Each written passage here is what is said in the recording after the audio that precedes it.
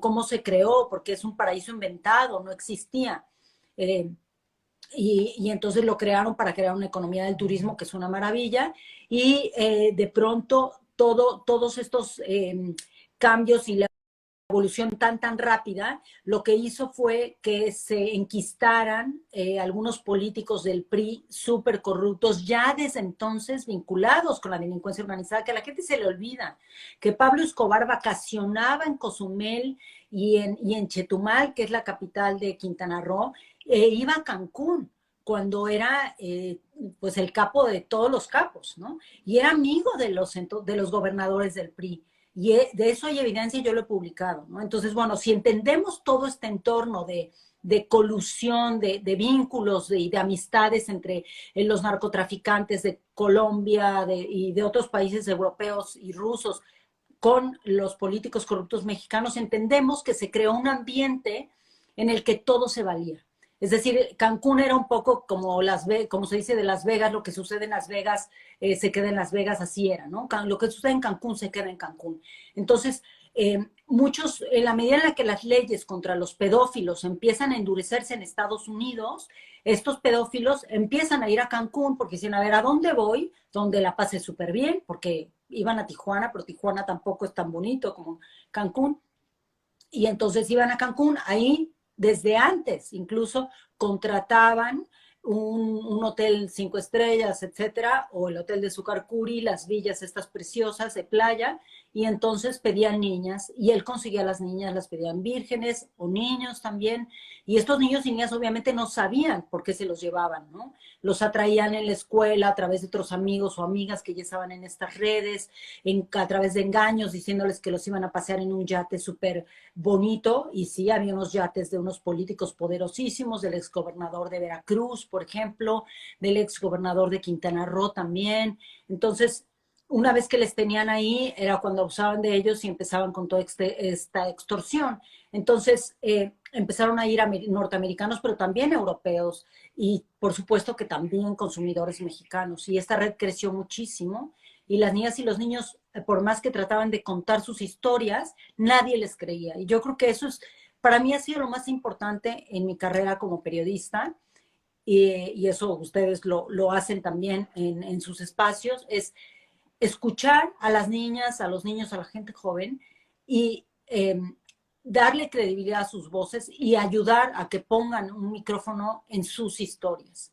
Porque esto sucede particularmente porque vivimos en una sociedad adultocrática donde solo los adultos opinan, ellos mandan, ellos dicen cómo y quién dice la verdad, y siempre niegan las historias verdaderas de dolor y de sufrimiento de las niñas y los niños. Entonces yo decidí que tenía que hacer algo al respecto y publiqué estas investigaciones.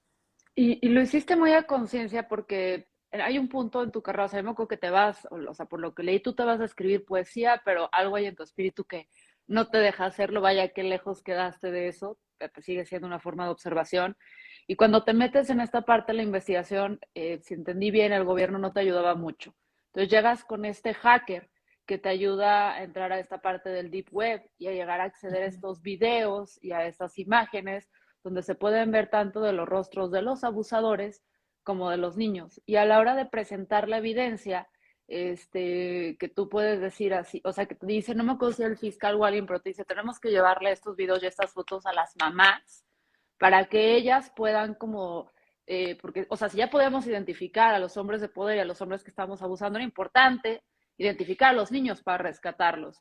Entonces, llegas tú y dices, a ver, aquí están las fotos, todo, y el fiscal, no me acuerdo quién te dice, hay que llevarlo con las mamás para que ellas confirmen que son los niños. Y tú dices, bajo ninguna manera voy a dejar que una madre vea en esa posición a su criatura, yo voy a hablar. Y en ese momento el fiscal te dice, si te das cuenta que a partir de ahí, no me acuerdo si es el fiscal, por favor, corrígeme, pero te dicen a partir, o sea, si te das cuenta que a partir de este momento tú vas a tener que vivírtela testificando, te van a amenazar, te van a perseguir, y tú decides hacer eso, o sea, decides cambiar tu vida. ¿Por qué lo hiciste? Bueno, mira, en aquel entonces tenía muchísimo poder el área, la subprocuraduría contra la delincuencia organizada de la Fiscalía General de la República, o de la Procuraduría General de la República.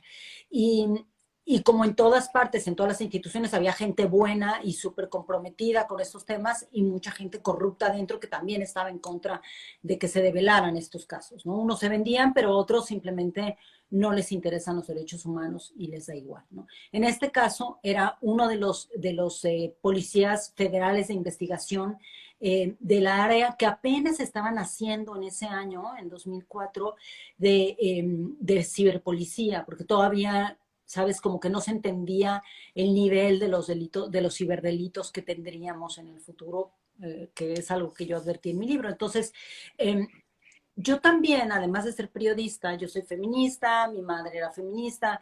Cuando era niña nos llevaba con ella a las ciudades perdidas y a los lugares donde ella trabajaba mucho con las mujeres y yo me volví activista desde súper joven. Entonces, para mí el feminismo y la defensa de los derechos humanos es algo que está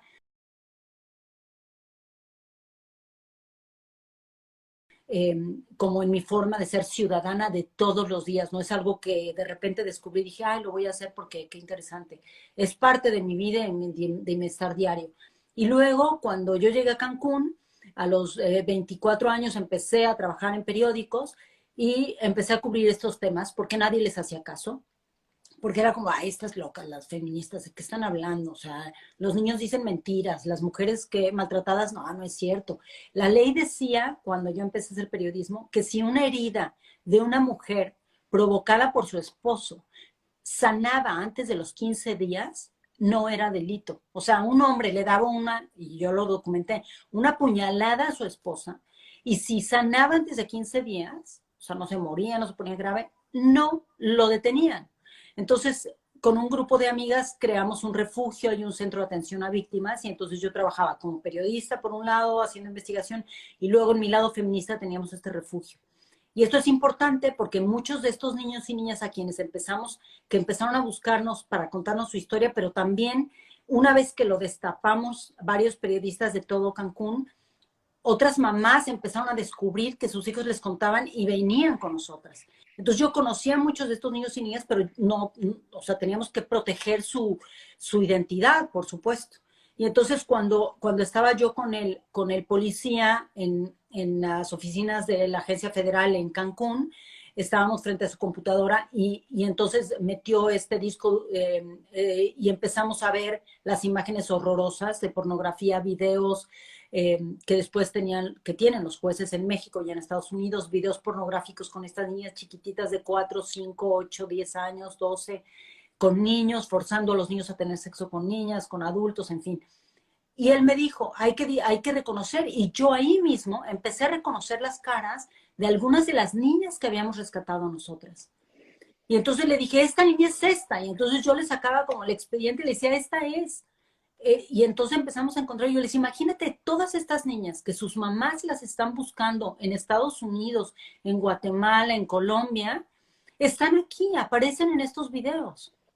Y entonces él me dijo, bueno, muy bien, tenemos que abrir, o sea, tenemos que llevar esto a juicio y necesitamos llamar a las mamás, por lo menos de un grupo de estas víctimas, para que vean la evidencia y ellas vayan a testificar.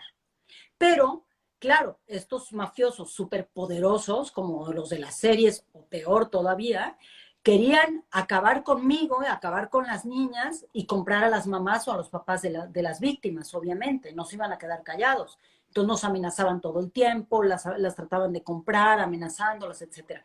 Entonces no podíamos ponerlas en mayor riesgo y lo que hice fue decirle, no, yo puedo testificar y decir esta niña y tal, y con el permiso de las madres, pero yo no voy a dejar que las mamás vean esto. O sea, yo tuve pesadillas, tuve que hacer terapia. El agente policíaco, que ahora sigue siendo mi amigo, tuvo que empezar a hacer terapia después de ver eso. Tuvo pesadillas, no podía dormir. Un horror.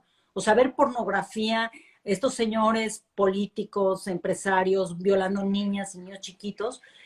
Eh, si nosotros nos sentíamos así, asqueados y desesperados, imagínate que una mamá o un papá vea que le están haciendo eso a su hijo, es que no te recuperas de eso. Si ya estás intentando salvar a tu niña del trauma o a tu niño, entonces cuando yo le dije, yo aquí yo los reconozco y yo puedo testificar, Y él me dijo, a usted le queda claro que si testifica la primera vez, va a ser la testigo principal de este caso. Y tiene que llevarnos a sus últimas consecuencias, porque si usted deja de ir a testificar, se va a caer el caso, conociendo cómo funciona el sistema de justicia mexicano. Y yo le dije, por supuesto que sí. Y lo hablé con mi equipo y mi equipo me dijo, es que esto puede durar años. Y dijimos, sí, unos 4 o 5 años, no importa, yo estaré. Y bueno, llevamos 16. Sí, sí, sí. Yo quería preguntarte, Lidia, ¿de qué te agarras teniendo esta presión de frente, teniendo esta presión? O sea, porque también me imagino que pues en el imaginario es gente muy poderosa, eres una periodista, eres un individuo. Sabemos que la estructura del Estado finalmente está detrás de todas estas personas. ¿De qué te agarras, Lidia? ¿Cómo puedes mantenerte durante 16 años en el pie del cañón diciendo esto es una injusticia, sigue pasando al día de hoy? Bueno, mira, lo primero de lo que me agarro es de las promesas que yo les hice a esas niñas y niños. Una pequeñita de 11 años me dijo, yo te voy a volver a contar mi historia, porque ya la había contado muchas veces, si me prometes que este señor Zucarcuri nunca va a tocar a otra niña. Y en ese momento en que yo me comprometí, lo hice de por vida. Esas promesas que hacemos como periodistas con una víctima, las tenemos que asumir para el resto de nuestras vidas. Es decir, cuando una víctima confía en ti, está poniendo su vida e incluso su integridad, a veces física, y su confianza en ti, ¿no? Esa es la primera. Y la segunda, sin duda, es que yo tengo una familia súper amorosa que siempre me ha apoyado, que siempre me ha dicho, sigue con esto, no te detengas. O sea, tengo más amigos por fuera que me dicen, no, ya párale, ya déjalo, ta. Casi todos mis amigos hombres me decían, ya, párale, te van a matar. Y todas mis amigas mujeres, adelante, tú puedes, tú. Igual las mujeres en la calle de todas las edades me decían, sí, vamos, estamos contigo. Entonces, pues primero fue eso, ¿no? Como la esencia de la promesa y después el saber que era algo imparable. O sea, yo cada vez que hablaba con las autoridades y les decía, la pornografía infantil se va a convertir en un fenómeno enorme en el mundo y van a seguir secuestrando niñas si no hacemos algo, hay que evidenciarlo. Y todo el mundo decía, no, estás loca. Amigos periodistas me decían, estás exagerando, ahora vas a escribir el futuro en tu libro, que y ahora tenemos las cifras que tenemos de pornografía infantil en el mundo, ¿no? Entonces, bueno, me agarro de eso, pero también yo voy a terapia desde hace muchísimos años, o sea, desde los 18 años hago terapia y empecé a hacer más terapia todavía a partir de todo esto. He pasado por depresiones súper duras, muy duras. He tenido momentos en los que he tenido que tomar antidepresivos porque si no, no hubiera salido de esos momentos tan duros. Tengo casi 30 años haciendo yoga y meditación todos los días, pero no es suficiente cuando haces este trabajo, cuando tienes amigas y amigos periodistas a quienes asesinan, que te llaman y te dicen, oye, tengo una amenaza, ¿tú crees que la debo tomar en serio? Yo, sí, por favor, haz esto, muévete, salte. Y después te llama su esposa y te dice, acaban de matarlo afuera de la redacción, o a una amiga acaban de matar a mi mamá balaceándola fuera de su casa. Eh, Tienes que trabajar todo el tiempo el dolor y reconocerlo y saber que necesitas pedir ayuda, salirte de la casa. Yo siempre estaba con mi pasaporte en la mano y con una maletita pequeña hecha todo el tiempo. He vivido así desde hace 16 años para salir corriendo cuando tenía amenazas. Y bueno, acudo mucho a mis amores, a mis amigas.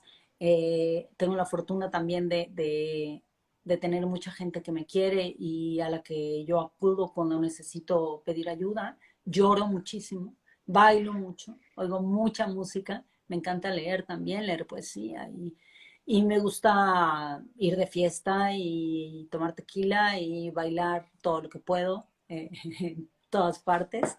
Y nada, como estar viva, ¿sabes? Como seguir creyendo que la vida importa, porque si olvidas eso y todo el tiempo estás pensando en el horror de lo que documentas, te vuelves loca o cínico. Hay muchos periodistas muy famosos que son unos cínicos horrorosos que ya no sienten nada y no tienen empatía. Y a mí me ha pasado lo contrario. Yo siento que me he vuelto mucho más empática, más cercana a las personas que entrevisto y creo que eso mis libros lo muestran. Y eso tiene que ver con haber superado todo lo que he superado. He tenido muchos problemas de salud a consecuencia de los niveles de estrés y del estrés postraumático por las amenazas, por la tortura, por todo lo que he vivido estos años. Y pido ayuda siempre, todo el tiempo, porque hubo momentos durísimos, durísimos en los que después de la tortura, 2 años después, seguías recibiendo amenazas. Una de las chicas testigos principales se volvió con sus captores y se fue contra mí. Y eso me costó muchísimo trabajo superarlo. Lloraba todos los días. Mi abogado me decía, vamos a denunciarla. Ella llevaba niñas y yo le dije, no, yo no voy a revictimizarla porque ganarían ellos. Y, y bueno, pues eso, ir descubriendo cosas como creer que el presidente Fox, nuestro presidente de la transición, que a lo mejor muchas personas que están viendo no saben ni qué era Vicente Fox, pero fue el primer presidente que cambió de partido en México. Llegó el PAN en lugar del PRI, mucha gente creyó que iban a cambiar las cosas y yo pensé que él podría darle un giro a esto porque había tantos gobernadores del PRI metidos, pero resulta que Kamel Nassif había invertido dinero sucio en la campaña de Fox, según me contó el jefe de campaña de Fox. Entonces, por eso nunca hizo nada el gobierno de Fox, luego el de Calderón tampoco, porque también tenían amistades mutuas, y luego ningún otro gobierno lo ha hecho. Entonces, por eso no lo he podido soltar, porque es imposible dejar algo tan importante para toda la sociedad mexicana. Logramos sentenciar a Zucarcuri, logramos que hubiera leyes contra la pornografía infantil. Es decir, todas las organizaciones maravillosas de derechos humanos de México, que hay un montón, de derechos de las niñas, de las feministas, de derechos de los niños, de cultura jurídica, se empezaron a juntar y me decían, Lidia, vamos a pasar esta ley, vamos a hacer esto. Y entonces yo decía, aquí hay algo, estamos haciendo una bola de nieve en contra de los malos y somos muchísimos más. ¿Sabes? Como descubrir eso de repente dentro de mi tristeza y mi depresión y días que yo decía, no me quiero levantar, no, o sea, de verdad, no quiero ya, qué horror, este país no tiene remedio.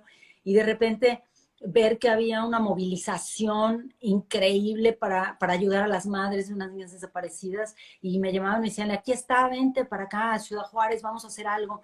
Y ver toda esta fuerza que tenía la gente y pedían que yo estuviera para acompañarles a tener como eh, más, que la gente las mirara y yo de repente dije, yo soy eso. O sea, mi nombre se convirtió como una especie de micrófono, de escudo, y lo voy a usar y está muy bien, tenemos que ser heroínas porque el mundo está lleno de héroes que matan y que asesinan y que colonizan y que ganan siempre con la guerra. Y nosotras las feministas hacemos todo lo contrario. O sea, yo soy una persona que toda su vida ha hecho las cosas desde el lado de la luz. Yo nunca he maltratado a nadie, es decir, maltrato, obviamente he hecho tonterías y me equivoco, pero no ejerzo violencia voluntariamente. Y eso es algo que a mí me ha hecho más fuerte cada día, descubrir lo que me dijo una amiga cuando salí de la cárcel. Me dijo, ahora tu nombre es un símbolo y tienes que asumirlo. Y yo dije, no quiero, no quiero. Y de pronto digo, sí, bueno, ok, está muy bien. Si decir Lidia Cacho quiere decir hablar de valentía, de derechos de las niñas, de los niños, de las mujeres, de cultura de la legalidad, pues que se use mi nombre para eso, ¿no? No tenemos que tenerle miedo a ese poder. Y por ese punto, o sea, justo la luz y toda esta voz que traes y fuerte, a pesar de que tenías, para el 16 de diciembre de hace 16 años, que tenías escoltas, a pesar de que ya estabas en la mira, ¿qué pasa el 16 de diciembre? O sea, porque es importante que creo que no se pierda este suceso que sucedió y que entendamos además porque son poquititos los y las periodistas que pueden vivir para contar esa experiencia. Entonces me encantaría escucharlo, pero también me encantaría escuchar qué, qué fortuna o qué redes tejiste tú para poder sobrevivir esto, porque fue bastante inteligente el sistema que se logró crear en torno a ti, tu seguridad, para que llegaras tan siquiera viva a Puebla. Claro, mira, como una cosa que hemos hecho a lo largo de la historia, las feministas, y digo de la historia porque desde 1994 en que yo empecé con otras, yo era una chavita y con otras periodistas a documentar los feminicidios y las desapariciones de niñas en Ciudad Juárez, éramos tres loquitas tratando de investigar eso y todo el mundo nos decía, ni se metan en Juárez porque está, o sea, el cártel controla todo, ¿no? Y en ese entonces, pues obviamente ningún periodista de los famosos como ahora cubrían el tema del narcotráfico. Y entonces lo que nosotras hacíamos era todo el tiempo, era vamos a hablarnos, vamos a avisarle con quién voy, a dónde voy, siempre un taxista de confianza. O sea, empezábamos a hacer redes de protección porque nadie nos cuidaba. Y de ese pequeño descubrimiento, digamos, empezamos a desarrollar como sistemas mucho más complejos de protección. Y cuando abrimos el refugio, nosotras a las mujeres y les enseñábamos, les dábamos instrucciones de qué hacer, cómo guardar sus papeles, dónde tenerlos, a quién llamar, los números de emergencia para tenerlos, quién los debía tener, cómo funcionarían sus redes, si te pasaba algo, por ejemplo, si era una mujer maltratada, que llegaba la pareja o tal, la vecina, ella tenía una clave o un ruido que hacía para que la vecina o el hijo o la hija llamaran y tal, en fin. Entonces, todo este sistema de seguridad que habíamos enseñado a otras mujeres, cuando yo publiqué el libro, que ya tenía tantas amenazas, Demonios del Edén, yo llegué con mi equipo en el CIAM y con mis amigas periodistas y les dije, miren, y con mi pareja, que era un periodista, les dije, miren, me pueden, o sea, tengo estas amenazas de muerte, son súper poderosos, me quieren callar porque obviamente soy testiga del caso. Entonces, lo que vamos a hacer es, si me secuestran, si me desaparecen, si algo me pasa, ustedes llaman a todo, Amnistía Internacional, a esto. Teníamos una lista enorme y todo el mundo decía, no, Lidia, ni digas eso. Sí, y con mi familia igual. Es si llaman, ustedes tienen que hacer muchísimo ruido, porque las probabilidades de que tú sobrevivas cuando se hace muchísimo ruido en el momento en que desapareces son mucho más altas, sobre todo cuando ya sabes quiénes son tus enemigos, ¿no? En este caso, ese era mi caso. Entonces, cuando yo, obviamente, pensaba que no se iban a atrever, pero mi inteligencia emocional y mi conocimiento de la realidad me decía que era una posibilidad. El 16 de diciembre de 2005, yo llegué a mi oficina por la mañana y de pronto cuando iba bajando del coche, mis escoltas estaban ahí a unos metros y cuando yo iba bajando de mi coche, llegó un auto, se paró, cerró la calle, otro auto se paró y bloqueó mi camioneta y otro Jeep se paró atrás y cerraron la calle, se bajaron rápido unos hombres armados y me llevaron con ellos. Y yo me dijeron, dile a tu escolta que no se meta porque va a haber una balacera, ¿no?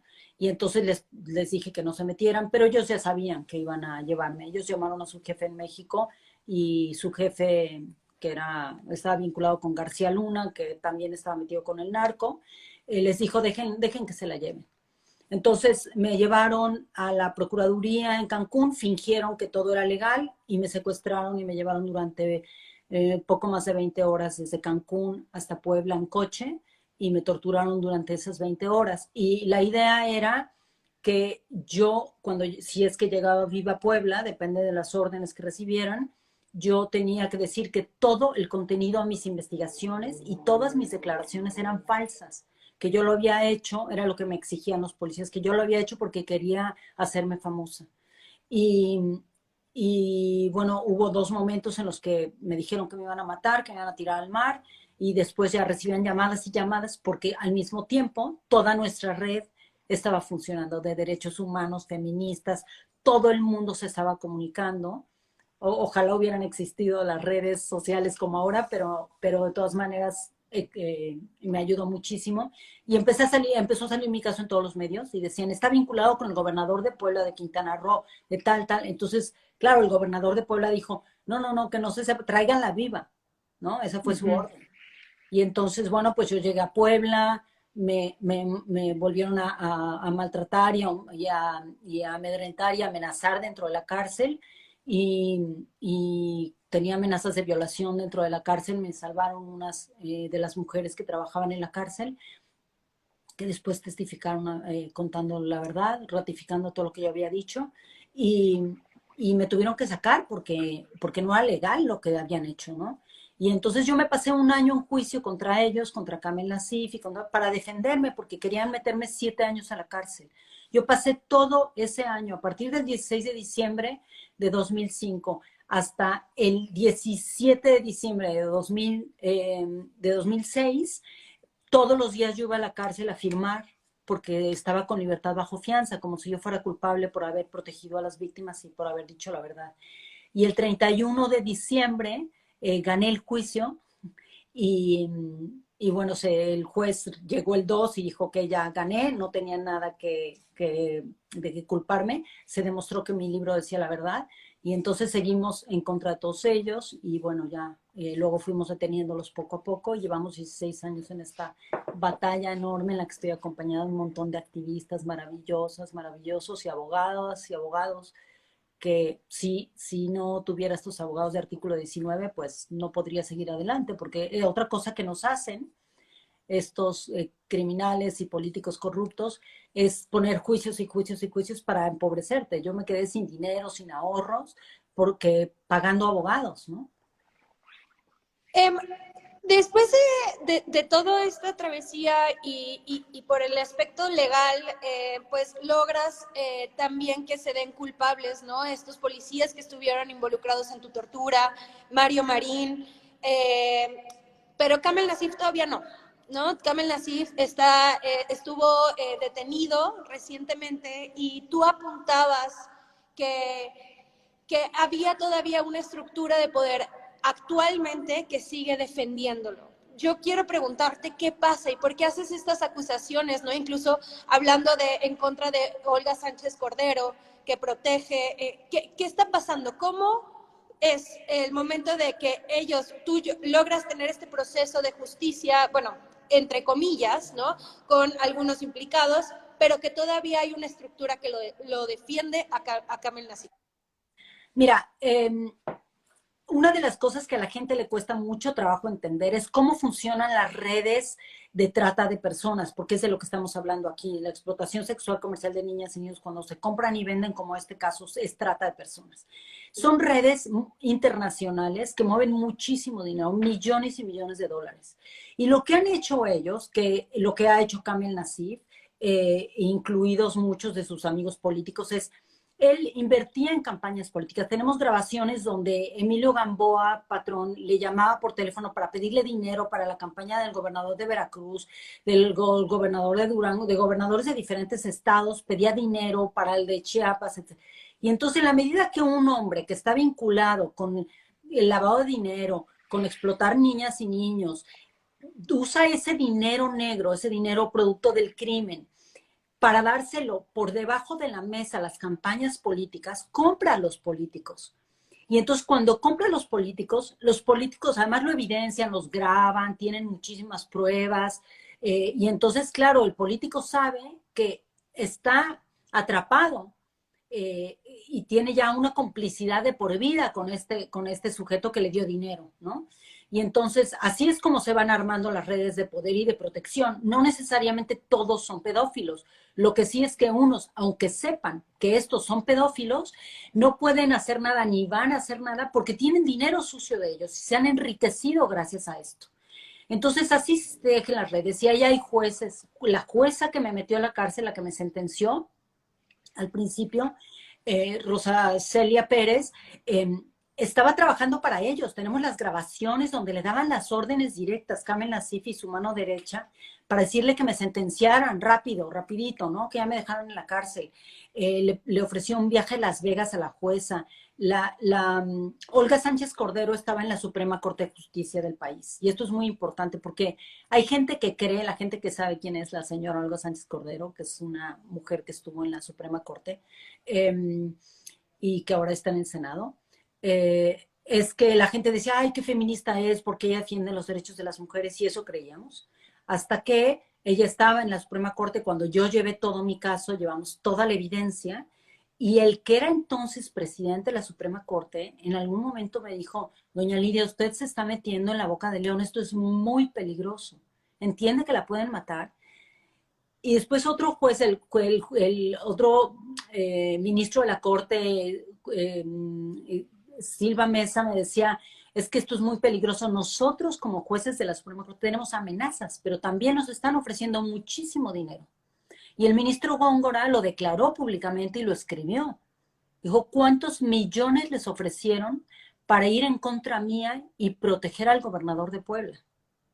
Y nosotros, no, la ministra Olga Sánchez Cordero había dicho que yo iba a votar por mí porque sabía claramente que yo había sido torturada. La evidencia estaba ahí, era innegable.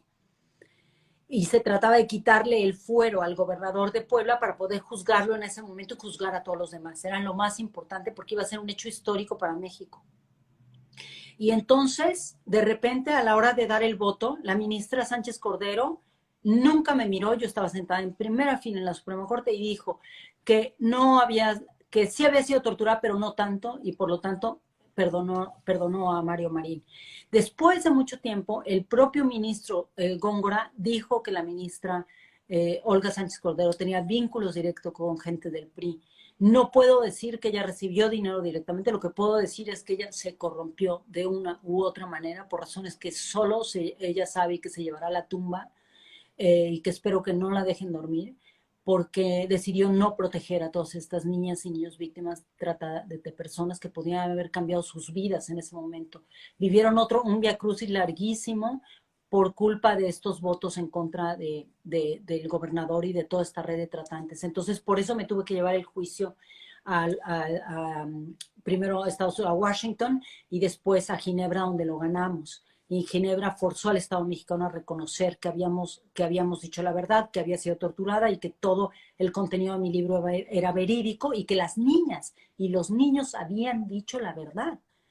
Entonces, cuando sucede todo esto, de pronto ya Interpol tiene órdenes de aprehensión contra el gobernador Mario Marín, contra todos los demás involucrados, incluido Kamel Nacif, que es el más poderoso de todos.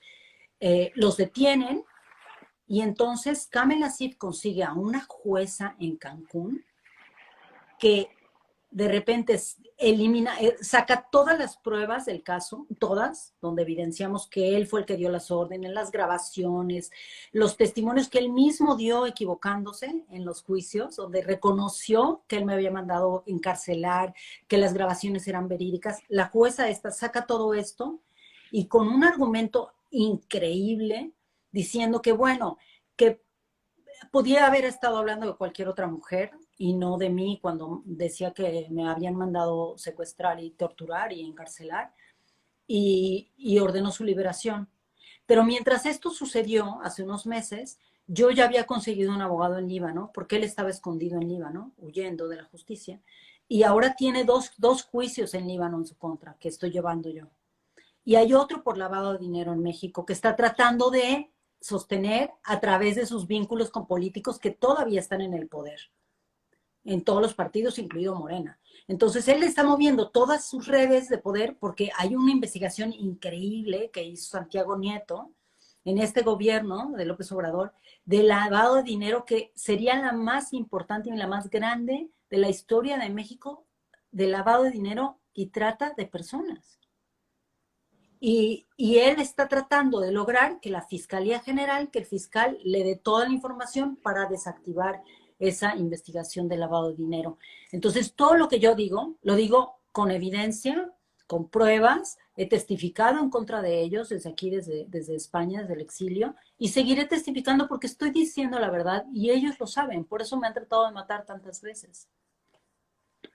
Y ahorita, o sea, tú sigues exiliada y seguirás. ¿Cuáles son las circunstancias para que tú te puedas volver aquí?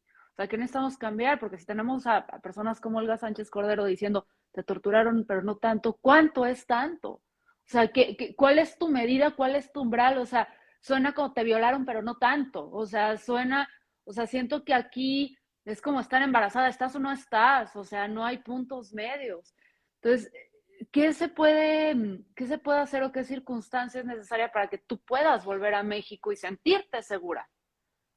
Bueno, la primera sin duda sería que el presidente de la Suprema Corte de Justicia se asegure que la jueza que liberó a Kamel Nacif, que está siendo investigada ahora por corrupción y por haber tomado esta determinación jurídica, sea investigada de verdad y se revierta esto. Yo volví a llevar, en este momento mi caso otra vez está en la Suprema Corte, después de 16 años volví a la Suprema Corte y estoy insistiendo en ello. Entonces depende de que el presidente de la Suprema Corte de Justicia de México se atreva a enfrentarse a estas redes de delincuencia organizada, que el presidente de México, Andrés Manuel López Obrador, dé la orden específica de que cualquier persona vinculada en la protección de esta red de tratantes de niños y niñas que esté insertada en el gobierno todavía, será perseguida y castigada. Y por último, los dos sicarios que entraron a mi casa en julio de 2019, cuando ya sabían que los iban a tratar de detener, sean detenidos, no los quisieron detener. Yo los identifiqué, conseguimos sus fotografías, porque yo tengo cámaras y obviamente alarmas todo alrededor de mi casa, en fin. Y les dimos todos los datos, incluso información que me dio gente por redes que me dijeron, oye, sabemos que este sicario vive en Playa del Carmen, le pagó fulanito de tal a través de tal para el gobernador. Toda la evidencia se las dimos y el fiscal general de la República, que yo lo diré en cualquier corte a la que me lleven y lo he demostrado, es un hombre profundamente corrupto que protege estas redes de trata de personas y que no está dispuesto a que se debilite todo el sistema criminal insertado en el poder político. Entonces, el fiscal general ha impedido todo el avance de mi caso, todo el tiempo. O sea, yo me enteré que Kamel Nacif iba a ser detenido en Líbano por mis redes de amistades y de fuentes, porque la fiscalía no me avisó. Me debió haber avisado y no me avisó a mí, que yo soy la víctima directa. La fiscalía me debió haber ayudado a que yo estuviera en Líbano para testificar y yo tuve que resolverlo por mi cuenta desde España, porque ellos se negaban a darme información. Entonces, así funcionan las redes de poder. Kamel Nacif tiene una gran amistad con expresidentes de México y con mucha gente que está en este momento inserta en el gobierno de López Obrador. Y mientras el presidente y el ministro, el presidente de la Suprema Corte de Justicia y el fiscal general no decidan que tienen que perseguir a los tratantes de niñas, niños y mujeres en México, yo voy a seguir hablando, porque tienen una responsabilidad directa. Si votaron por ellos, no es para que tengan prestigio y para que hablen todos los días, es para que trabajen para proteger a la sociedad y particularmente a la más vulnerable, que son las niñas, los niños, los jóvenes y en este caso, por la violencia de género, las mujeres, por supuesto. Okay. Lidia, o sea, entiendo perfecto que hay pues toda esta pedagogía de la crueldad desde adentro, ¿no? O sea, desde la práctica diaria, de cómo, o sea, desde cómo hay personas que tienen esa nada de empatía, de decir, llevar niñas, etcétera, pero y que incluso llega hasta el gobierno. Ahora mencionabas esta investigación de Santiago Nieto sobre la trata de personas, ¿en qué estado está? Sigue avanzando, se paró con esto de que lo removieron del cargo. ¿Qué va a pasar?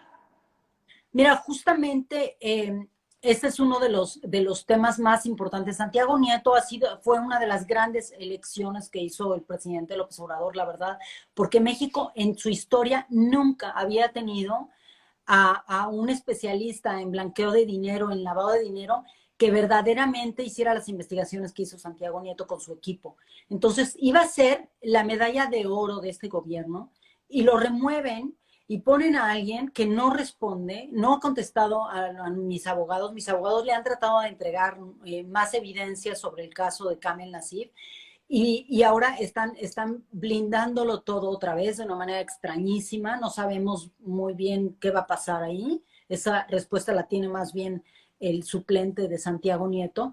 Y sobre todo, lo que sí hemos visto en los medios es que Kamel Nacif llamando a sus abogados para que la Fiscalía General de la República le entregue todos los documentos de la investigación sobre su caso. Y la Fiscalía ya se los entregó.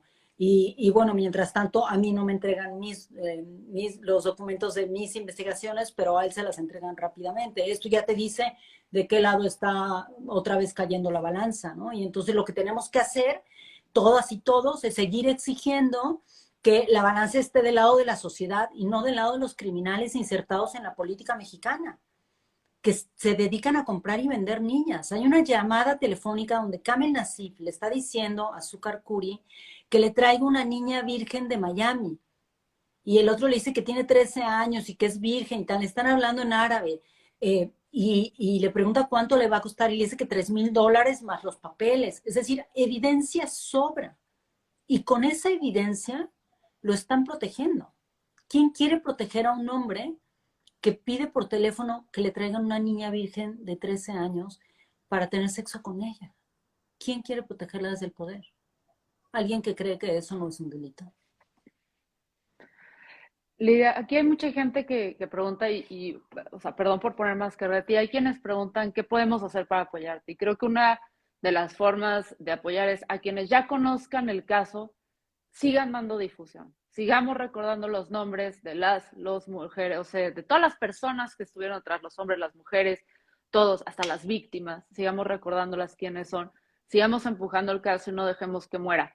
Porque tal como lo ha mencionado Lidia en otras entrevistas y en otros casos, luego pensamos que los malos son la mayoría y ella ha demostrado que es un grupo, o sea, realmente sí tenemos la capacidad para poder señalarlos y hacerlos responsables como ciudadanía, porque como ciudadanía somos grandes, somos poderosos, simplemente tenemos muy mala memoria. Y en 16 años, carajos, así se nos olvida de un año al otro lo que hacen los políticos, lo que no ha pasado en 16 años.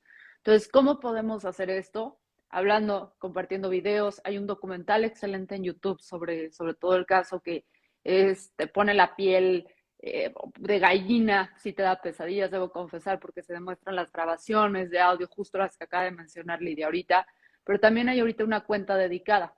El caso Lidia Cacho, que lo vamos a dejar aquí fijado. Por favor, entren a esta cuenta. Compartan en todas sus redes, en Instagram, en TikTok, en Twitter. Sé que la cena de Navidad es para como tener un buen momento agradable, pero ¿qué sería una cena de Navidad si no la arruinamos con un poquito de política? Lleven estas, ¿no? O sea, ¿qué es la cena de Navidad si no hay un buen debate? Lleven estas discusiones a todos esos espacios, porque las siguientes generaciones necesitan saber, pero también las siguientes generaciones necesitan aprender. Y aquí es donde te pongo carga, Lidia. ¿Qué podemos hacer aquí? Porque tipo, yo no soy periodista, no le entré. Yo estaba estudiando la carrera cuando fue tu caso y dije, hay que tener un chorro de ovarios para hacer esto. Mejor vámonos por la comedia y la comunicación.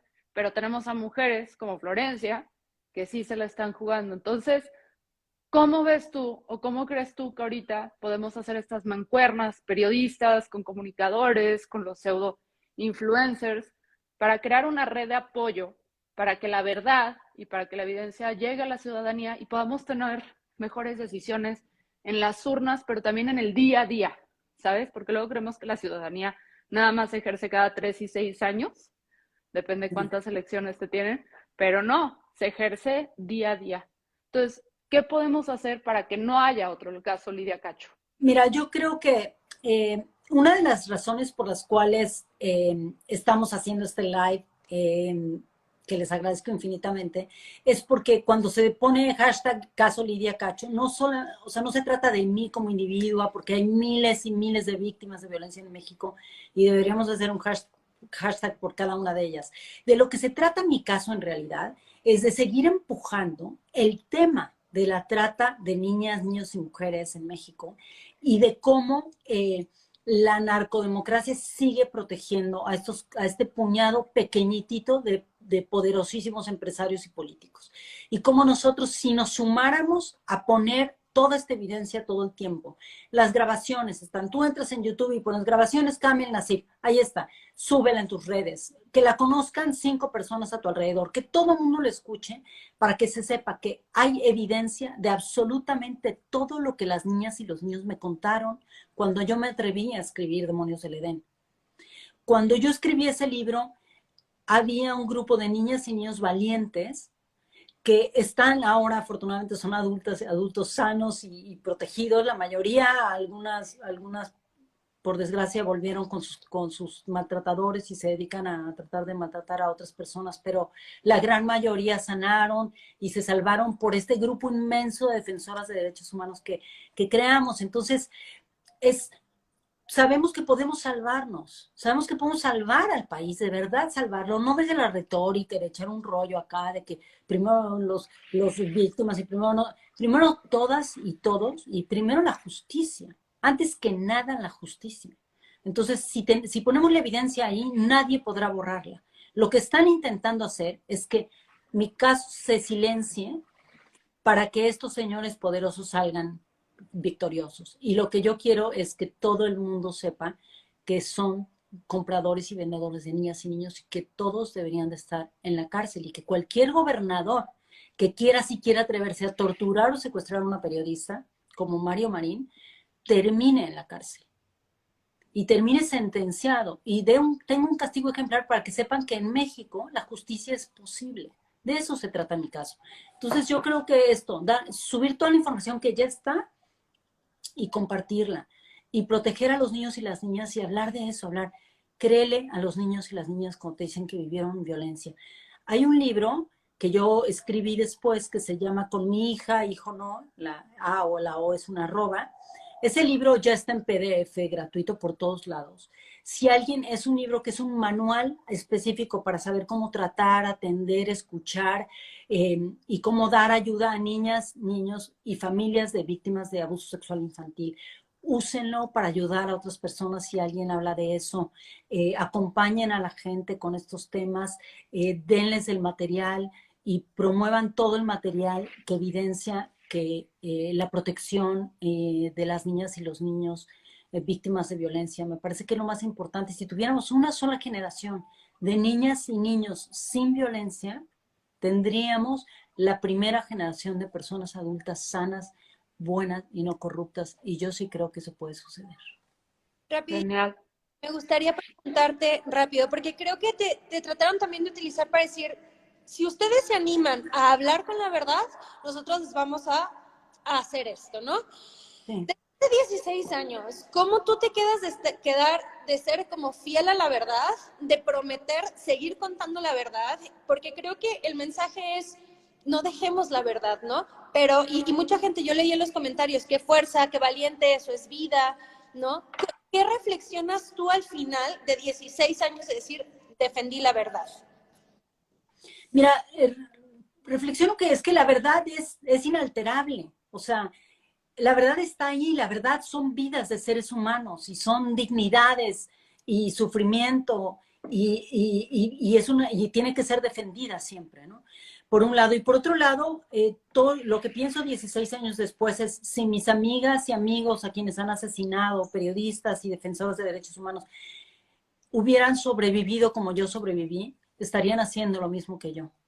Y mi vida tiene, ellos querían darme un castigo ejemplar para que ustedes, las periodistas jóvenes, tuvieran miedo, y yo les voy a dar un castigo ejemplar para que sepan que no tenemos miedo. Y el castigo para ellos es que estamos felices, que estamos fuertes y que estamos juntas.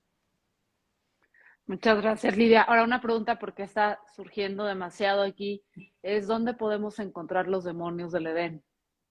Pues el libro está en todas partes, lo venden hasta usado, leído y releído, súper barato, está en las librerías, está en muchas bibliotecas universitarias. Acuérdense que lo utilizan mucho como libro de texto en las escuelas, entonces hay en muchísimas bibliotecas, en bibliotecas públicas también, y se vende en todas partes. El libro está, no sé, en 16 idiomas, igual que Memorias de una infamia, que cuenta toda esta historia. Y el libro, están preguntando, el manual se llama Con mi hija, hijo no, y nada más pone Con mi hijo no, Lidia Cacho, y va a aparecer el manual para acompañar a las víctimas y ayudarles a sanar. Muchas gracias, Lidia, muchas gracias, Flor. Reitero aquí con todos, o sea, este live se va a quedar, va a estar en mi cuenta, en Ledudet, para que lo compartan. O sea, es muy importante que compartamos este mensaje, que no dejemos que luego otras mujeres nos animen a ser periodistas, que mujeres como Flor, que están ejerciendo periodismo, sepan que están protegidas, y mujeres como Lidia, que nos pavimentaron el camino un poco, puedan volver a México seguras, pero sobre todo necesitamos traer justicia a los niños y niñas en México. Una forma, recuerden, es sigan el caso Lidia Cacho, la cuenta está fijada aquí en mi tweet, lo voy a etiquetar en la descripción de este video para quienes están viendo en repetición.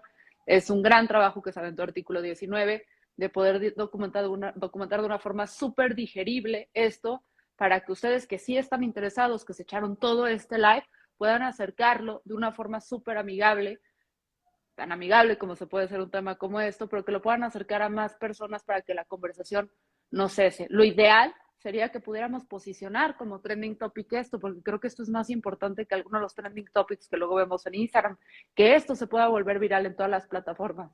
Entonces, con lo que aprendieron, con lo que escucharon, den su análisis, den su observación, compartan, no dejemos que el caso muera. Lidia, Flor, muchísimas gracias por acompañarme. Feliz Navidad. Y Lidia, gracias por compartir tu historia con nosotras.